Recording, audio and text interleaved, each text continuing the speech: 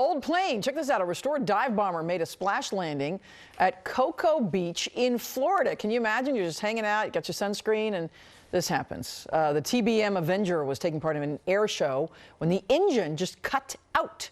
The pilot was the only one on board. He managed to bring the plane down without anybody getting hurt. The plane returned to flight just last year after an extensive rehab. An investigation is now, as you can imagine, underway as to why that engine malfunctioned.